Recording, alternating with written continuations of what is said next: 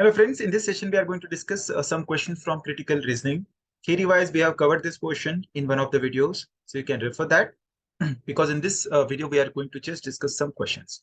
First of the part of the questions is going to be about the implicit assumptions behind the statements. So in these type of questions, statement is provided to you, and to make that statement, what are the assumptions you have made so that the statements remains fact?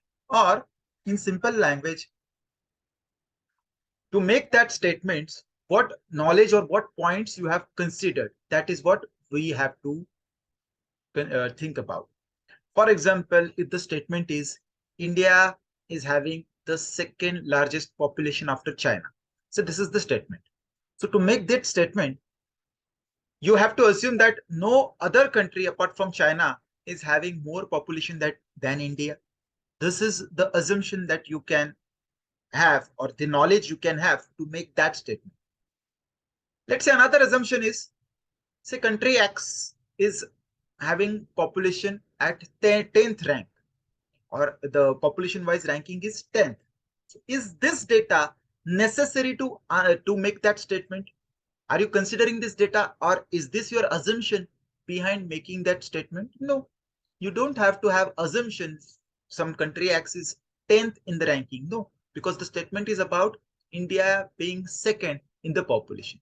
So this second assumption, it does not stand illicit assumption. Okay, so this is what you have to consider.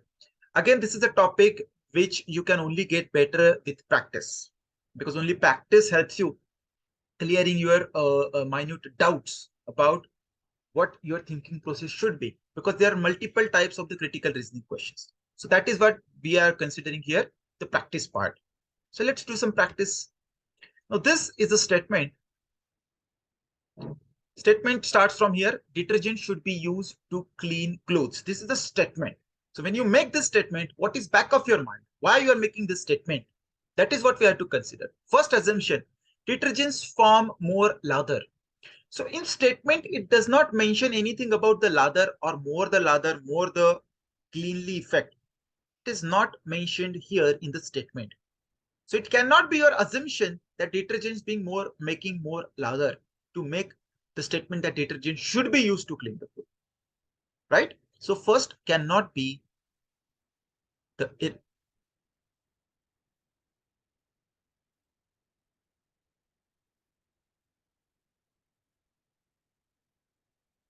implicit assumption.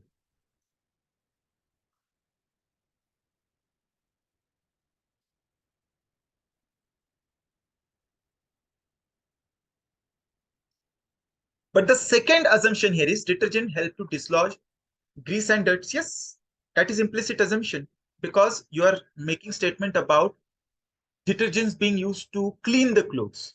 So this is a part of cleaning the clothes, dislodging grease and dirt. It's a part of cleaning clothes. And if detergent is helping to do that, that means detergent should be used to clean the clothes.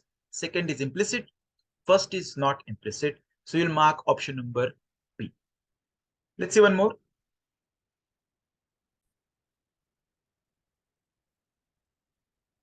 Statement. Among the articles, the prices of personal computers show the highest decline from June 2005 to December 2005. So among all the articles, you have to focus that point. Among all the articles. So that means you have the data of all the articles. First assumption is comparative prices of all articles in June and December were available. So of course, if you're making statement or you're comparing the computer's prices with another articles, so you have the data of the all articles. So that is assumed. You have that knowledge. That is why you are making the statement. Yes, first is correct assumption. Second, prices of personal computer were higher in the first. So if you are making the statement about declining from June to December. So for first 6 months, prices were high. For last 6 months, prices are low. That is the data you have to make the statement about declining the prices. So yes, second also is a correct assumption or implicit assumption. Let's see one more.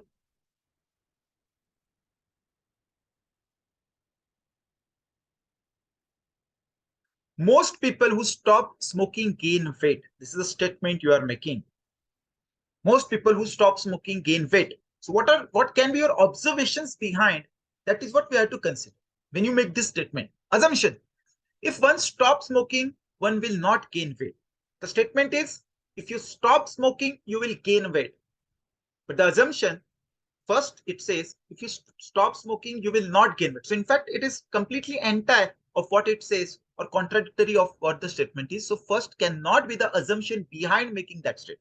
It cannot be your observation. Second, if one does not stop smoking, one will not gain weight. Gaining weight can have multiple means, multiple reasons. So not stopping or not stopping smoking cannot guarantee you not gaining weight. Other reasons can also have the effect of gaining weight. So this cannot be again a proper assumption or implicit assumption. So both are not implicit. Neither one nor two is implicit, is what is the answer.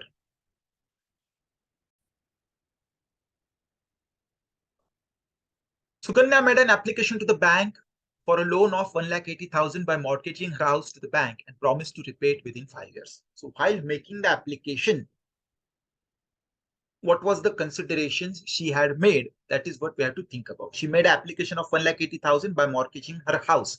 This is the keywords. First assumption, the bank has a practice of granting loans for 1 lakh and above. So obviously, if she's opting for 1,80,000, so she has back of her mind that the bank offers the loan more than 1 lakh. So yes, this is the assumption she made doing that process or having this statement. Second, the bank accepts house as collateral. So of course, if she is mortgaging her house, so back of her mind, it was known or she knew or she considered the bank accepts houses as collateral. Yes, this also is an implicit assumption. So both are implicit. Option number E. Let's see one more. Statement. It is faster to travel by air to Delhi from Bangalore. So here, first of all, faster, keyword, travel by air, keyword. Assumption. Bangalore and Delhi are connected by air. So if you are making statement, traveling by air is a faster way. So that means you are assuming there is a way or they are connected by air. So yes, first is a correct assumption. Second, there are no other means of transport available to Delhi from Bangalore.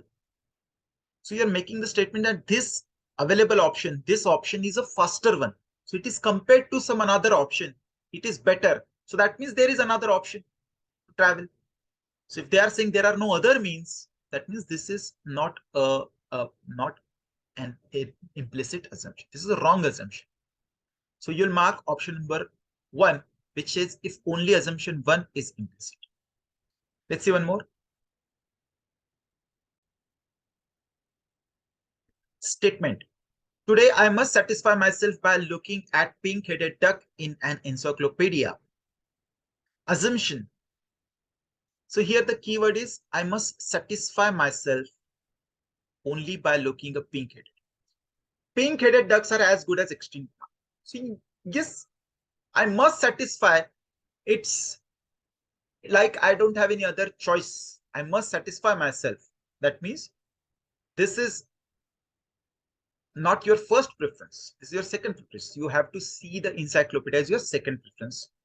Pink-headed ducks are as good as extinct now because they are extinct. So you can't go and visit those. You have to see those into the encyclopedia. That is what it says. So yes, it is assumed that they are as good as extinct now.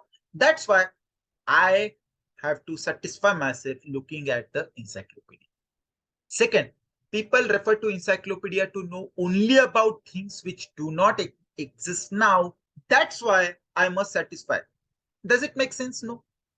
Do people refer only to the things which are extinct and then they'll go to the encyclopedia? No, in the encyclopedia, you see the available animals or other articles as well. Buildings, infrastructures, all the things are available in encyclopedia. Things don't have to get extinct to be appearing to the encyclopedia. And that makes this as a wrong assumption behind making this statement. Right? So this is what you can do. You can just say the assumption and that is why. Use that connective and that is why, and then connect the statement. and see if that makes sense or not. Okay. Again, of course, it takes practice. It is not a hard and fast rule. It is not a formula. It is not mathematics, first of all. So this is how you can use it. Let's see one more.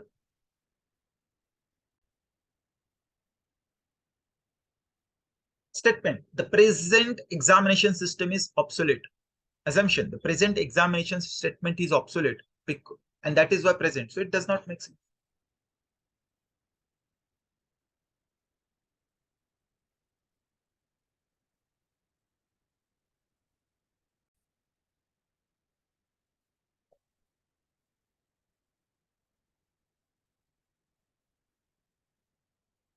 Second assumption is overhauling results in improvement.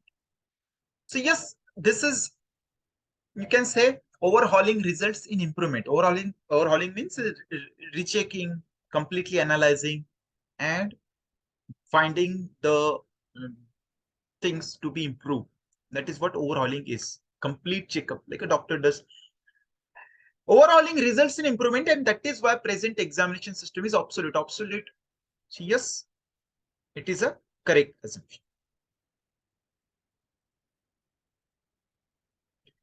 Next.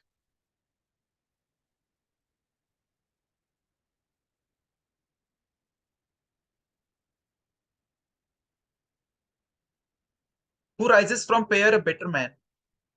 His prayer is answered. So this phrase must be taken from some verse, but you can take it as it is.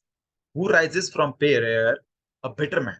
So better man, if he prays, his prayer is answered. That is what we can consider from it. Assumption: prayer makes a man more humane.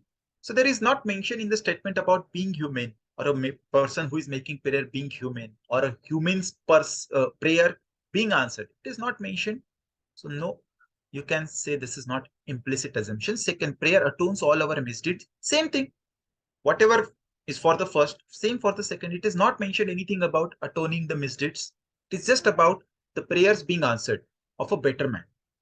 So it does not mean you pray and all your mistakes are forgiven. No, it is not mentioned here in the statement. They are not even related. So both assumptions are not implicit. So we'll mark also option D. Let's see one more. Statement: the patient's condition would improve after operation. This is a statement. So doctor, let's say, says this to you. Assumption: the patient can be operated upon this condition. Patient cannot be operated upon this condition. So both are in fact contradictory. So only one of them is going to be implicit assumption. And obviously the first one is going to be implicit, because if a doctor says this to you, or a statement says the patient's condition would be improved after operation, so behind that, it is already considered that he is operable. The patient can be operated in this condition, and that is why the patient condition would be improved after operation. This is the correct assumption. The second is definitely then not. So we'll mark option number A. Only assumption 1 is implicit. Cases of food poisoning due to consumption of liquor are increasing in rural areas. So when the statement says, or this news, let's say, come into the the newspaper, what are the assumptions behind? First, percentage of people consuming liquor are increasing in rural area. This is the first assumption. Is it implicit? See, the statement does not say anything about the more number drinking alcohol. It says more people are being damaged due to food poisoning, due to consumption of liquor. So it is not about the number of people being increased. It is about the number of cases of food poisoning being increased. So that in fact leads to the quality of the alcohol, not about the number of people, right? So first is a wrong assumption. But the second, because now we just said it is about the quality of alcohol being degraded, or the alcohol served being bad, or not authentic, contaminated, adulterated, but a bad alcohol, in simple word, being served. This is what the statement about. Second, there are many unauthorized spurious liquor shops in the rural area. So first of all, it is about the rural areas. So yes. And when you say about unauthorized, so if authorized liquor shop is there, obviously it is not going to sell contaminated alcohol, which leads to food poisoning. Okay, this is what a general assumption can be. If authorized shop is there, it is not going to sell a bad alcohol or that leads to food poisoning. So that means this is a and correct and implicit assumption. You can say that this is implicit assumption, because back of the mind again you can say if authorized shop is there, it will not lead to bad alcohol which causes food poisoning. Yes, if the statement was about number of cases being increased or of liver damaging due to over consumption of alcohol, then you might say it has nothing to do with unauthorized or authorized, because a person is consuming more alcohol than his capacity. But it is clearly mentioned about food poisoning. That means the alcohol being bad and that can only be served in unauthorized shops. Yes, second is implicit assumption. Let's see one more. Now, this part of the question are about the arguments, statement and strong and weak arguments. So I told you in these type of questions, you have to put yourself in a arbitrator or manager role. You are conducting a meeting, their statement is the agenda, and there are both kind of parties and they are putting their arguments, and you have to judge which argument is strong.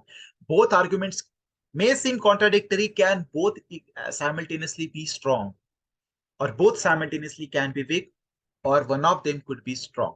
Okay, so all possible options are there. So as arbitrator, you have to keep your personal opinions aside and you have to weigh their arguments.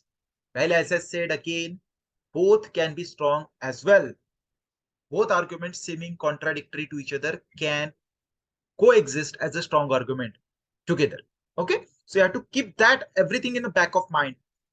Statement says, should agriculture in rural area be mechanized? First argument, yes, it would lead to higher productions. Yes, it's a strong argument. Mechanization definitely will lead to higher production, and there are lots of examples for that. Second, no, many villagers would be left unemployed. This argument is a weak argument.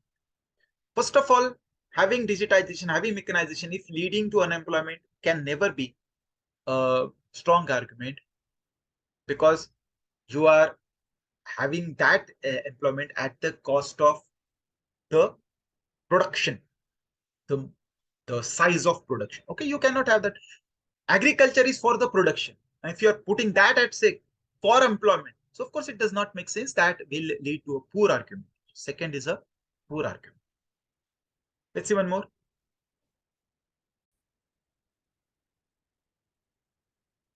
Statement, should computer knowledge be made a compulsory subject for all the students at secondary school level?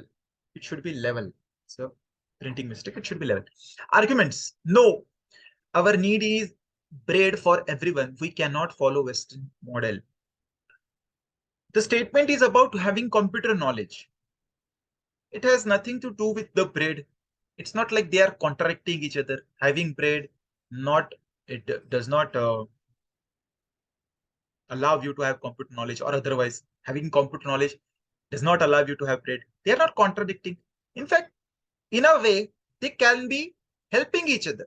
Having computer knowledge can lead you to some good job or income, and that a way you can have bread. So in fact, they are in supporting. Both are in supporting side. They're not opposing. First is a wrong argument. Second is a correct argument, because it says, yes, we cannot compete in the international market without equipping our child with computers. So yes, you have to have the competition with the international market. You have to have the computer knowledge. And that is why second is the strong argument. Easy. Let's see one more.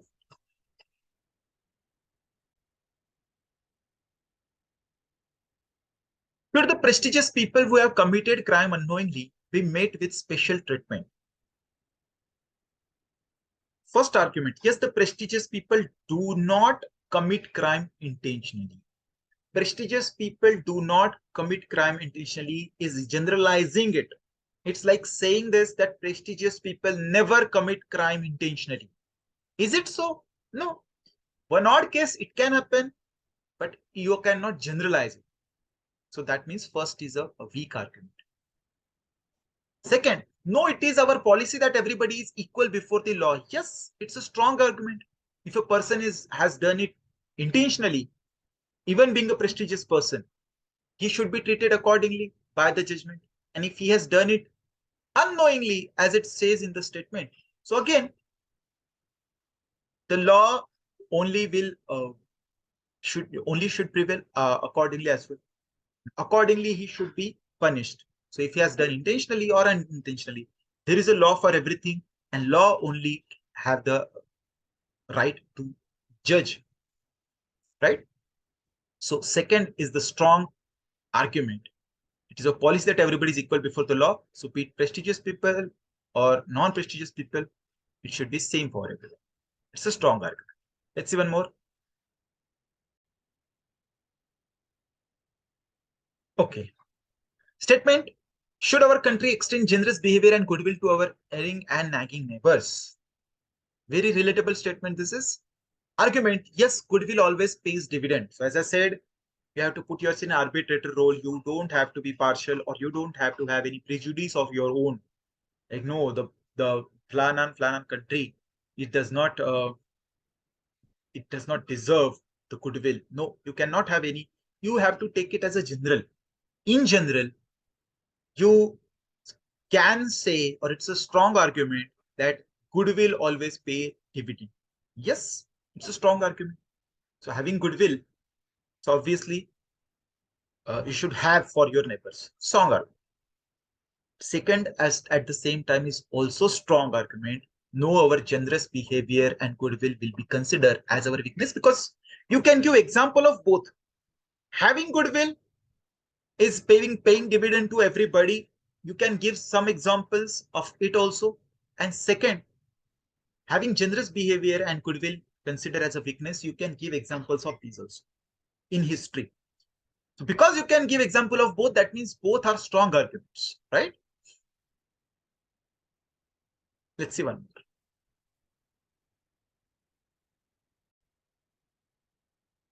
Statements. Should words like smoking is injurious to health essentially appear on cigarette packs? So in the statement, if statement is saying, that means you know that smoking is injurious to health. It is just about putting it or not putting it on a cigarette packs. This is the statement about. Argument. Yes, it is sort of brainwash to make a smokers realize they are inhaling poisonous stuff. Yes, it's a correct argument. And that is why it is put on the cigarette packs. Second, no, it is hampers the enjoyment of smoking. So we are talking here about injurious to health, and you cannot mix it with enjoyment of smoking. Okay, so in fact, they are, if not contradicting, they are not even helping each other. One, if we are talking here about it being injurious to health, and if you're putting argument, but it is against your style statement, so no, it is not helping. It is not strong argument. First is a strong argument. Second is not strong argument. So you'll mark option number E.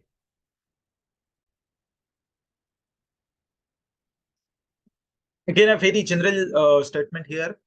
General in the sense, you can come across these type of statements in actual exams. Statement. Should the admission to the professional courses in India be given only on merit without any concession to any particular group of students? So you know what they are talking about. They are talking about the reservations and all. So again, don't have any prejudice. Don't see whether you belong to open category or you belong to backward category. Don't put that in your mind. You just have to think as an arbitrator or as a decision maker. So if you put this or you raise this point in a meeting, one side is saying argument. Yes, this will improve the quality of the professional as they will be able to complete the courses successfully. So it's a strong argument. So you are saying that if merit is the only criteria, that will definitely improve the quality. Yes, it will improve the quality. But at the same time, second is also a strong argument, because it says, no, this will keep a large number of socially and economically backward students out of the reach of the professional courses. So at the same time, as I said, both arguments seeming contradicting each other can simultaneously be strong argument. So it is ideal example here, because you are not only about raising the quality of that institution that we are talking. Let's say example of IITs. So you're not talking only about improving the quality of IIT or IIM kind of college. So only merit should be criteria to get the admission into that. We have to consider the improvement of entire society. So when you consider the improvement of entire society, it should be inclusive. So at the same time, you have to consider the second. So first is about improvement of that particular institution. So yes, that is also strong argument. Second is about improvement of entire nation. So that is also strong argument. So both being strong argument, you will mark option number E. Okay, so these general kind of questions you have to think as a say circumspect person. It's a person who sees from all sides. Not only you don't have to take sides. Okay, let's see one more.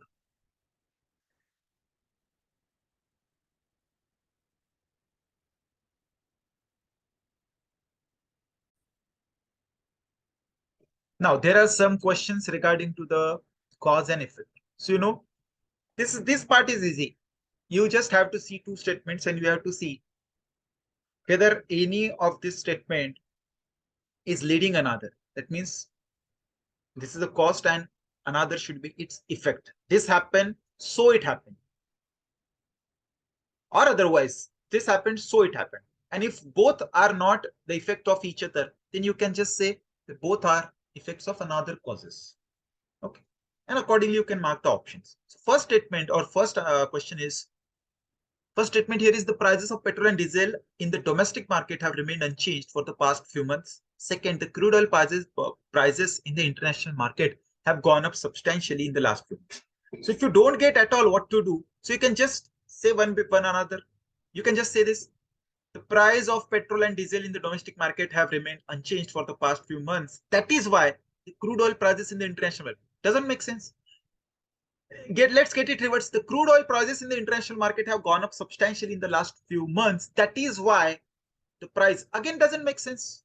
You are saying crude oil prices substantially gone up, and that is why the price remain unchanged in the domestic market. That doesn't make sense. So both A to B, B to A doesn't make sense, and that is why you can say they are effects of separate causes, independent causes. So you'll mark option number D.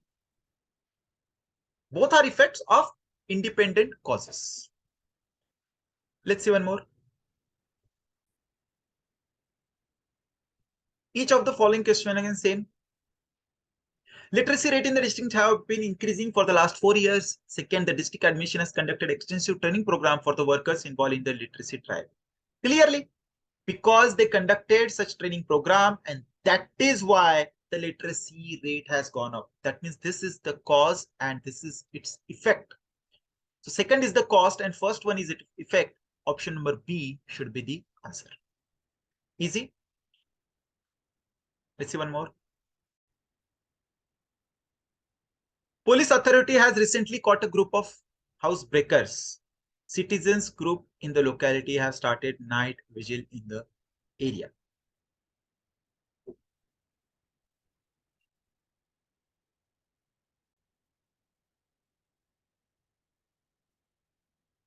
So you can say from both the statement, they are about being house breakings or thefts. First is police authority recently caught a group of housebreakers. That means there have been housebreaking incidences in the society. Second, citizens group in the locality have started. So that is also because there have been instances or incidences of housebreaking into the society. So both are the effects of some cause, and the cause is there are housebreaking in the society. Both are effects because they are not as such related to each other. First one about police catching, second about citizen forming the groups. They both are effects. So answer should be option number E. Both are effects of common cause.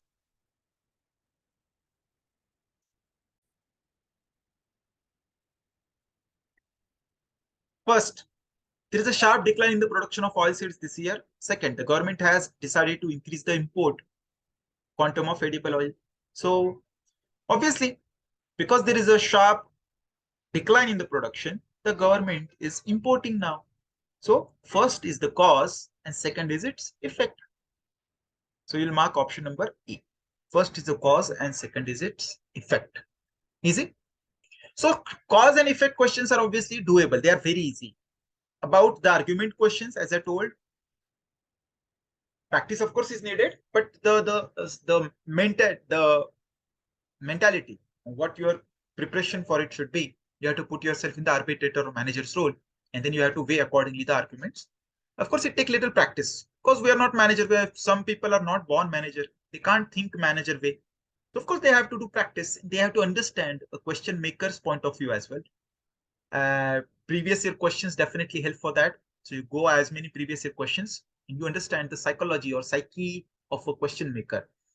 And the previous to that, we saw the assumption and statement, kind of what was the assumption behind making that statement. So those type of question also require little practice, but those require a detailed different type of mentality to solve or preparation to solve. You have to there see what knowledge you have or what points you have considered to make the statement. Okay, this is what we have to see. So there are different type. They might come under the same name, critical reasoning, but they have different approaches or different type of the questions. So accordingly, you have to act. It's like, again, there are another point we'll see in upcoming videos. It is about statement and conclusion, what you can conclude. So conclusion comes after statement. From the statement, there is a conclusion, but the assumption comes before the statement. From the assumption, you are making the statement. So, okay.